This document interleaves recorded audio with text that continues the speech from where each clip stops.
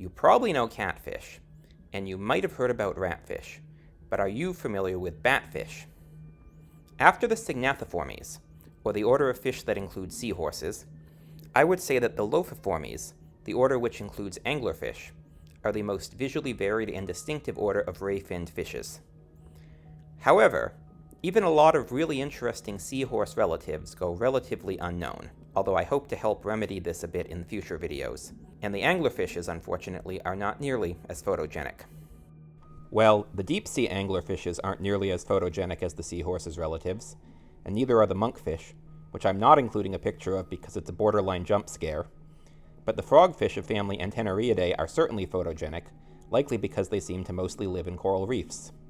Which is convenient for me, because the inexpensive stock footage site I'm using for animal footage has footage of several of these species, demonstrating locomotion along the ground in the manner that first fascinated me with their relatives, the batfishes.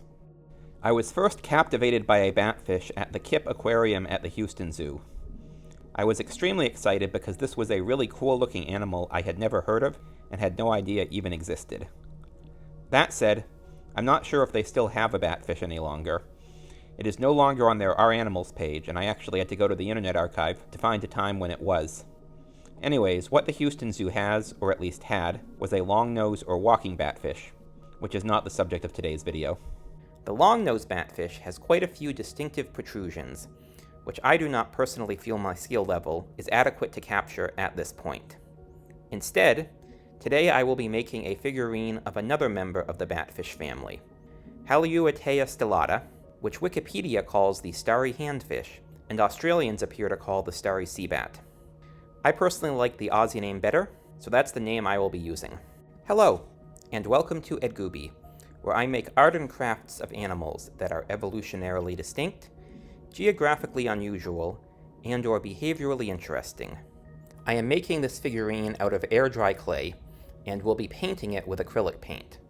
One of the reasons that I picked this particular species is because the body is essentially a disc, which is relatively easy to do. So I will start by rolling out a ball and flattening it out. I'm creating 3 protrusions at the back which will form the back fins, which function somewhat like legs in this species, and part of the tail. I'm also attempting to shape the head in the front.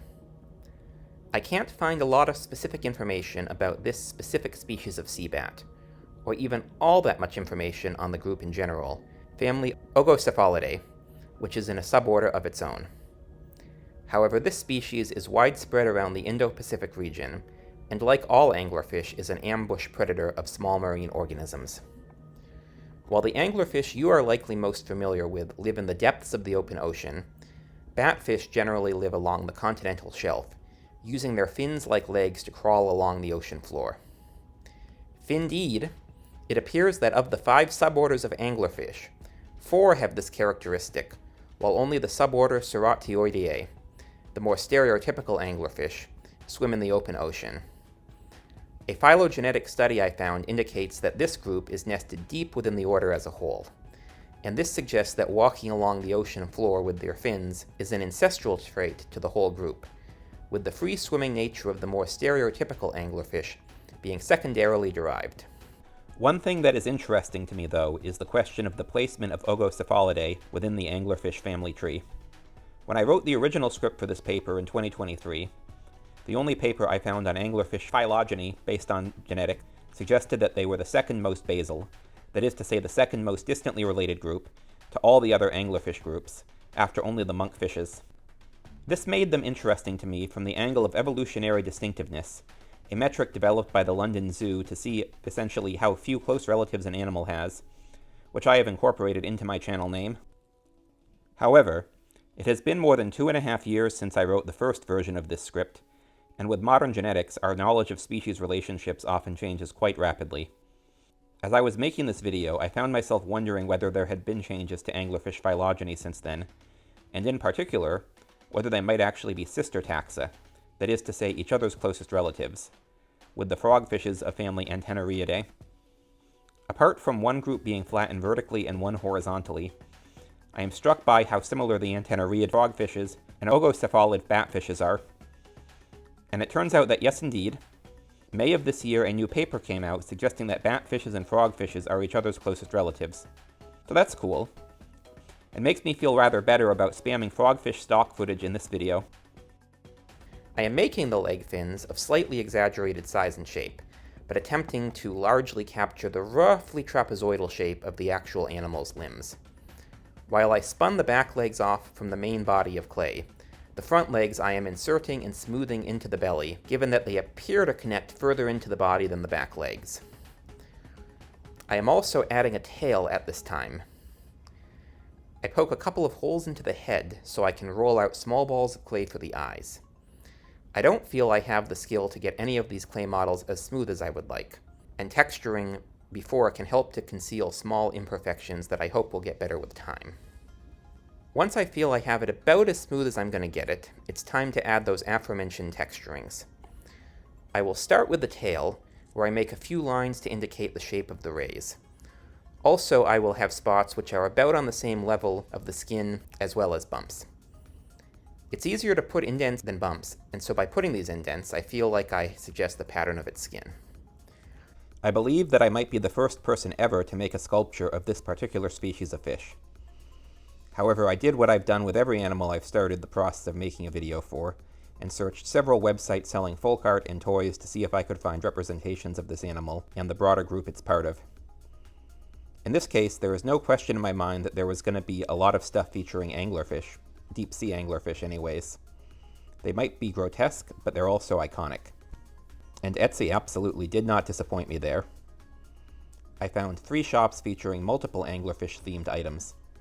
This one, trawled from the deep in Virginia, seems to have a series of abyssal fish which make monsters out of various fish, mostly anglerfishes. This one, Marty Magic in California, makes silver jewelry, a lot of which features deep-sea anglerfish, but there is also one piece featuring what is called a handfish, but looks to be a frogfish rather than a handfish of the family Ogcocephalidae, to which the starry seabat belongs. Finally, we have this seller, Sea Style in Florida, who makes driftwood furniture and hit on the idea that deep-sea anglerfish with their luminescent lures would make great lighting. And so this is a wall-mounted anglerfish light fixture. Several Etsy sellers spelled anglerfish as 2 words, anglerfish, and it's a good thing I noticed or I would have missed the only anglerfish item on Navica, a fair trade folk art and crafts marketplace based in San Antonio that I've bought a lot of stuff from. This particular pendant isn't really my style, and certainly not my price point for something like this, but the next item is both things, or would be if I were spending money on collecting things right now. So purple is my favorite color, and like most people who have purple as a favorite color, I cannot be normal about it. I love purple heartwood, and I actually have several tapestries from Navica artisans in Peru, which I hang over my doors with purple heart dowels. So when I saw that the Etsy seller Florence of Rogue Bunny Woodworks, a seller in the Canadian Maritimes, is selling a beautifully crafted purple heart anglerfish sculpture with a glow-in-the-dark lure for $36 and free shipping, I'm attempting to be financially responsible while I make a go of self-employment, but I'm still tempted to get this piece now, and I will definitely get it next time my income exceeds my expenses, assuming there are any left by then. Most of the anglerfish stuff seems to be deep-sea anglerfish, but this particular set of resin earrings features toadfish, which I already mentioned as the coral reef anglerfish all my stock footage for this video is of. These earrings are made by Chang of Tiny Imaginarium in Malaysia. I looked at the rest of her stuff too, and she doesn't have a lot, but what she has is very cute. Another neat thing I found, in this case searching for monkfish, is this wooden wire car charm from Ekaterina of Katie M. Shop M in Montana. I like this combination of wood and copper coils. It's a neat idea. There is also this rusty sheet metal sculpture by Jane in southwest England. Honestly, rusty sheet metal sculptures might end up going on my list of stuff I see too often to be interesting at some point, but it's not there yet. And finally, I want to mention this stained glass sun catcher from Sklo Glass Studio in Ukraine. Since I have done stained glass myself, I am really impressed with how they have economized costs in this piece. In my experience, the single most time-consuming part of stained glass is the number of individual pieces you use. If I look at this piece carefully, it looks like it's made out of only 5 pieces of glass. But they use solder so effectively as ornamentation that it looks a lot more complicated. And it's still a very reasonable price for a buyer, but folk arts and crafts from Ukraine generally are. And given the situation in Ukraine right now, I absolutely recommend supporting the artists and craftsmen there if you can. But let's move away from the deep-sea anglerfish and frogfishes and see whether we can find any depictions of batfish, not counting stamps and old scientific illustrations. On Etsy, I really only found this enamel pin from Fin Pin Shop.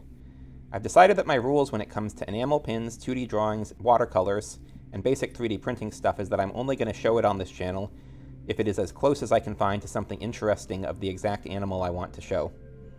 This isn't because these modalities don't necessarily take skill, but because I see a lot of them and so they become less interesting to me, even speaking as someone who owns several enamel pins of cool animals.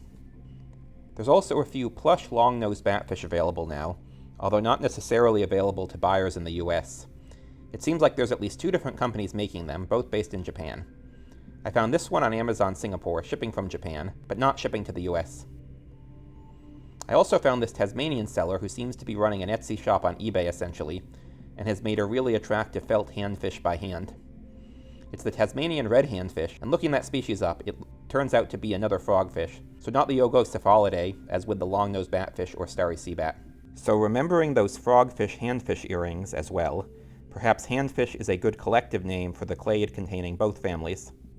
When I looked 2 years ago, and did most of the work for the video as I imagined it at the time, the only plush batfish I could find were actually rays in the superorder Batoidea, I assume a translation issue with Chinese, and this dog toy featuring the Galapagos or red-lipped batfish. Since it was the only plush batfish I found, I bought it, even though I neither own nor want to own a dog. However, I do have 3 parrots, and it's designed to hide treats in the mouth, and it's actually a perfect size for holding parrot treats as well. But I'm still not using it for that because I bought it to collect simply because when I was looking 2 years ago, I didn't see any other plush batfish. And look, I can wiggle it like an anglerfish wiggling a lure. Honestly, while I'm not sure about my other 2 birds, I think that would tempt Zuli even more than a treat in its mouth would. In fact, let me go... Nope, I tested it. She very much did not like the waggling batfish on my finger. But then, as prey animals, mature parrots are often very wary of the unfamiliar. At least I know that she will be safe from any wandering anglerfish, should they ever happen to make like a mud skipper and start climbing out of the water. In terms of the starry seabat itself, the only crafty thing I found is this framed skeleton from this guy Doi Nguyen in Vietnam. It's a little bit macabre, and I debated showing it, but I also imagine that doing this kind of taxidermy takes real skill, as opposed to just selling skulls, for example, which does not mean I'm necessarily going to show taxidermy of the animals in question in future videos. The other thing I found was this eBay seller in Japan offering a plush starry seabat, which I do not think I would recognize without the description, and which makes me feel better about my own artistic skills, but it's still a cute toy. After letting my model dry for at least 24 hours, but in the humid climate where I live, I err on the side of 48, it's time to paint it. While the actual species is a kaleidoscope of similar colors, presumably to help it blend in for its ambush model of hunting, I'm going to simplify it down to 4. I will start with orange, which is going to be a darker reddish orange on top, actually vermilion, according to the paint color, and then a lighter orange, just regular orange, on the bottom. Something I discovered about the combination of air-dry clay with acrylic paint is that you get paint that dries super quickly relative to acrylic paint on paper. Another thing I discovered is that with the small imperfections in the clay, you end up needing more, which makes the colors look darker.